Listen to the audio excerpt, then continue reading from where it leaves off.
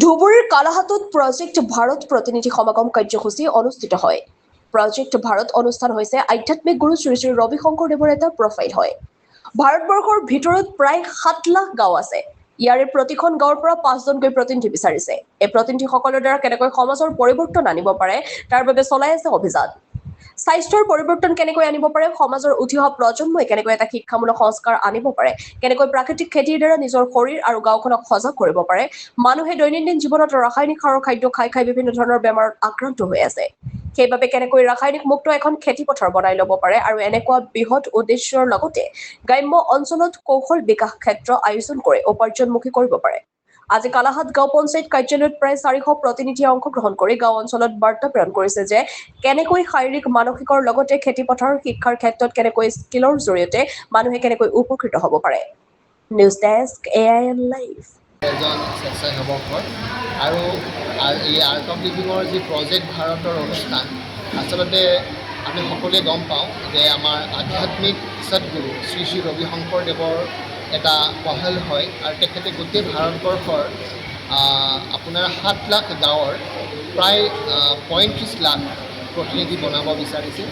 7 লাখ গাঁৱৰ প্ৰত্যেকখন গাঁৱত 5জনকৈ প্ৰতিনিধি বনাব বিচাৰিছিল আৰু এই প্ৰতিনিধিবিলাকৰ দ্বাৰা কেনেকৈ আমি সমাজত পৰিৱৰ্তন আনিব পাৰোঁ আৰু এই পৰিৱৰ্তনবিলাক হ'ল স্বাস্থ্যৰ পৰিৱৰ্তন, কেনেকৈ আমি শাৰীৰিক মানসিকভাৱে সুস্থ হ'ব পাৰোঁ, কেনেকৈ আমি শিক্ষাৰ দিশত আমাৰ উঠি অহা প্ৰজন্ম যুৱক ল'ৰা ছোৱালীসকলক কেনেকৈ আমি এটা সংস্কাৰমূলক শিক্ষা দিব পাৰোঁ তাৰ ওপৰত সংস্কাৰ কেন্দ্ৰবোৰ আমি গাঁও অঞ্চলবিলাকত উপস্থাপন কৰিম। আৰু দ্বিতীয়তে কেনেকৈ আমি প্ৰাকৃতিক খেতিৰ দ্বাৰা আমি নিজৰ শৰীৰ আৰু গাঁওখনক সজাগ কৰোঁ। আমি দৈনন্দিন দেখিছোঁ নিজৰ শৰীৰবোৰ মানুহৰ ৰাসায়নিক খাদ্যবোৰ খাই খাই, ৰাসায়নিক সাৰ ব্যৱহাৰ কৰা খাদ্যবোৰ খাই খাই মানুহৰ শৰীৰবোৰ কম বয়সতে বেমাৰী হৈ গৈছে। আৰু কেনেকৈ আমি এখন ৰাসায়নিক মুক্ত খেতি পথাৰ মানে আমি বনাই ল'ব পাৰোঁ আৰু মানুহবোৰে সেই খেতিৰ ওপৰত নিৰ্ভৰ কৰে আৰু মানুহবোৰ নিৰোগী হৈ থাকে। তো এনেকুৱা বৃহৎ কিছুমান উদ্দেশ্য, তাৰ লগতে আমি গ্ৰাম্য অঞ্চলত কেনেকৈ কৌশল বিকাশ কেন্দ্ৰ আমি আয়োজন কৰি যুৱ প্ৰজন্মক কেনেকৈ আমাৰ উপাৰ্জনমুখী কৰিব পাৰোঁ, তো সেই বিষয়েও আমি মানুহসকলৰ ওচৰত অৱগত কৰিছোঁ। আজি ইয়াতে আপোনাৰ প্ৰায় 400 প্ৰতিনিধিয়ে আমাৰ এই অনুষ্ঠানত যোগদান কৰিছে আৰু এই প্ৰতিনিধিবিলাকে গাঁও অঞ্চললৈ বাৰ্তা লৈ গৈছে যে কেনেকৈ আমি আমাৰ গাঁৱত শাৰীৰিক মানসিক আৰু লগতে খেতি পথাৰৰ লগতে শিক্ষাৰ ক্ষেত্ৰত আৰু লগতে কেনেকৈ স্কিলৰ জৰিয়তে আমি আমাৰ গ্ৰাম্য অঞ্চলসমূহ পৰিৱৰ্তন কৰিব পাৰোঁ।